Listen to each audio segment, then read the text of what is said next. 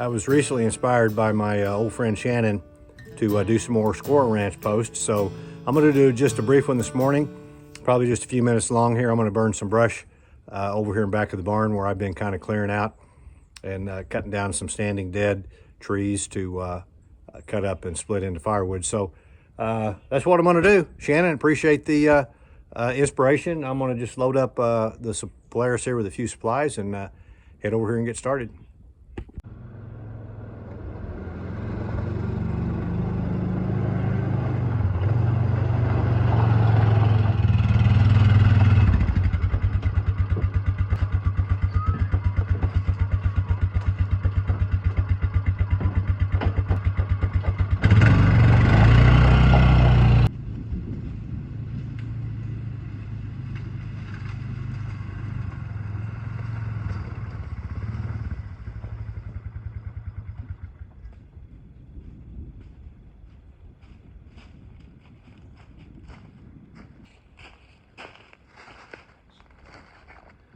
So I stacked up a week or so ago, just some really super dead stuff, built basically like I was building a campfire, and put a little thin tarp over it there to have it ready so on a day like this when it's rainy and a little windy, I don't have to worry about catching the woods on fire. So anyway, I'm going to fire this up and then just, as Jethro Bodine might have said, commence to throwing some old dead stuff on here and get me a little fire going this morning while I clear. Anyway, if you don't have one of these little rascals, if you do any brush burning or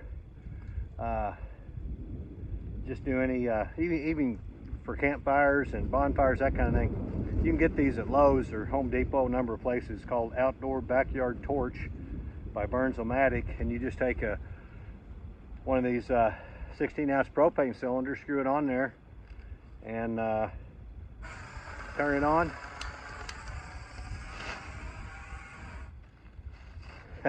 Wait a minute, I turned that on a little bit too much, let that clear out. Anyway, works great for starting this kind of stuff, and I'll show you what I'm talking about here. But I'd recommend you grabbing one of them if you don't have one, and it'll sure make starting fires a lot easier. I failed to mention that the reason I put that plastic over that, I wouldn't have to do that. I'd still been able to get that started even if that wood was wet. But when you keep that old dead stuff, when you keep it dry, it really makes it just a lot quicker to start your brush fires or campfires or whatever it is.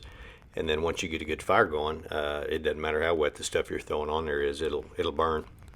But that's why I covered that up with that piece of plastic.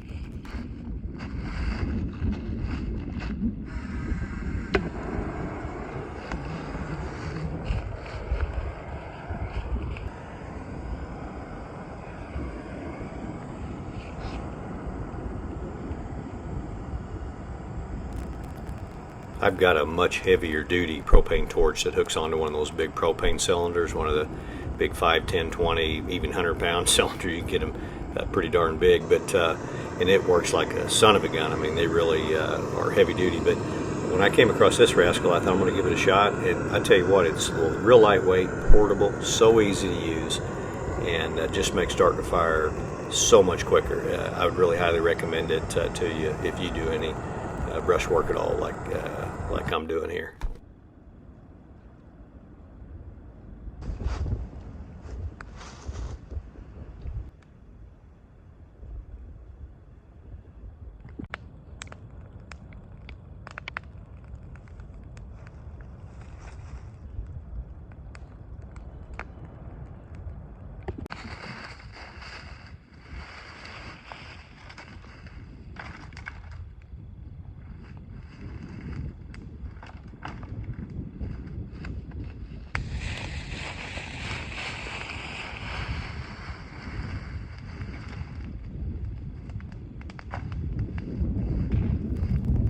What I'm doing here is there's just this area back behind the barn in the cabin that for quite some time I've been wanting to kind of clear it out, and there was some dead stuff in there, and as I mentioned, I was cutting down some standing dead trees, and while I was at it, I thought I'll just go ahead and clean up a lot of this debris that's on the ground and burn it, and just pretty the place up a little bit, and also just in the unlikely event we have a fire back in there, there'll just be that much less dead stuff on the ground to burn.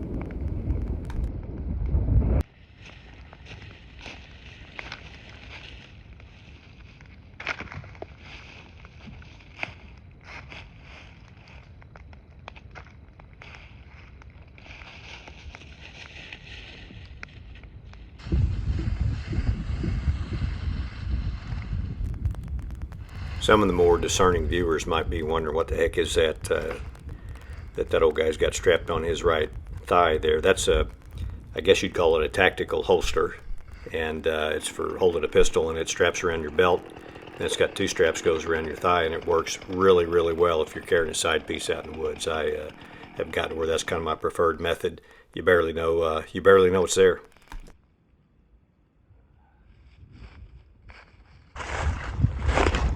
So you might think this is a setup, but I guarantee you this is not. That is very good bear scat. There's my hand. You can get an idea. Pretty good sized load. And holy cow.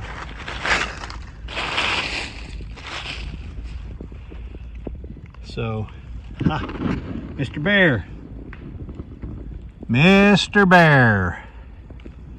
Where are you?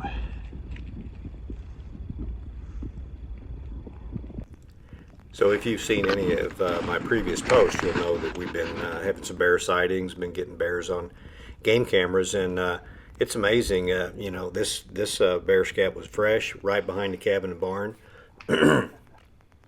and I just keep thinking to myself, man, as often as I run across this stuff, and it's not like I'm out there combing the woods all the time, you know, looking for bear scat, but I just happen to run on it, and I'm not kidding. I literally just walked over there and got ready to cut that old dogwood up, and saw that right there on the ground. I thought to myself, okay, that's clearly bear poop there, but holy cow, as much of it as I'm seeing, how many bears do we have around here to produce this much scat? So right there, I'm just pointing out I've had that old 51 for so many years. Man, if there's a testament for Husqvarna, a better one out there, I'm not sure what it'd be, but I don't even know how many hours, hundreds and hundreds and hundreds of operating hours, maybe 1,000 or 2,000, I don't even know. And all I've ever done on that thing's change the spark plug. But man, it's efficient, it works. I really like the weight of it, the size, very powerful, and I keep thinking it's going to die on me one day, but it doesn't, man. It just keeps on going. But I was just showing the choke there. It's so used that the choke is worn off. I have to get my fingernails under it to get that choke out to start it. But man, it runs like a top. It's a dandy.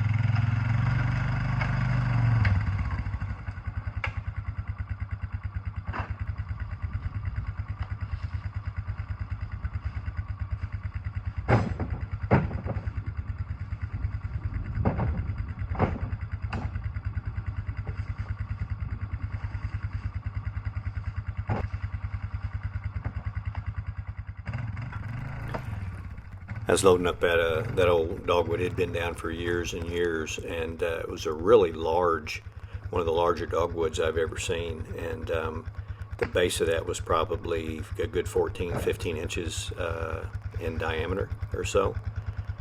But it had been down for many, many years, and it was so rotted. I kept checking it out there. I thought, well, maybe I can make some good stove wood out of it, but very little of it was had not been rotted, and dogwood takes a long, long time for it to rot, so it hadn't been that a long time. Anyway, I just decided to go ahead and burn that whole thing there on that brush pile. There wasn't much of it worth salvaging, but if you come across any dead dogwoods and laying around and on your property, I'm telling you, it makes great wood for your wood stove or your fireplace. Really, really dense wood, and it's so pretty. Actually, it's kind of a shame to burn it, but rarely do you get a piece of it, a section of it long enough to do anything with, where it's not checked real bad and with twist and that kind of stuff in it. But it's an amazing wood. It really is. I like burning it whenever I have it.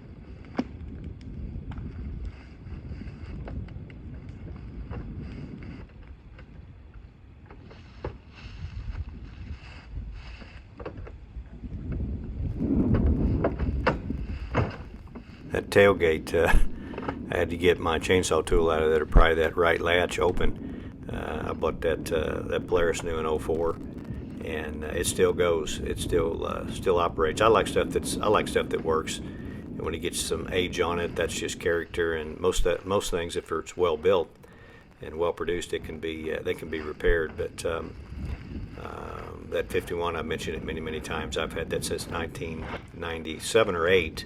Could have been 98, but 97 is when we first bought the property out there, and I think that's when I bought that 51. Could have been 98, but in any event, that's, call it 25 years, and it still runs. So I think I learned that from Dad. Dad never was much one to give up on a tool just because of a little wear, and some of that stuff just gets better with age. So as I let that brush pile burn down, I went over and I put that, I mentioned that old corn feeder before, and I pried that door back over and put that latch, got it to latch. I'm just going to see if that old bear comes back over and tears that off of there again, just kind of messing with it. But that was yesterday. I came back today. Today is the 17th of April, and I just took this quick video of that area that I'd cleaned up and with all that debris and dead stuff. And man, I've still got a little bit of work in there, but it sure looked good. I was glad I took the time to do it. And just a good day well spent out in the woods.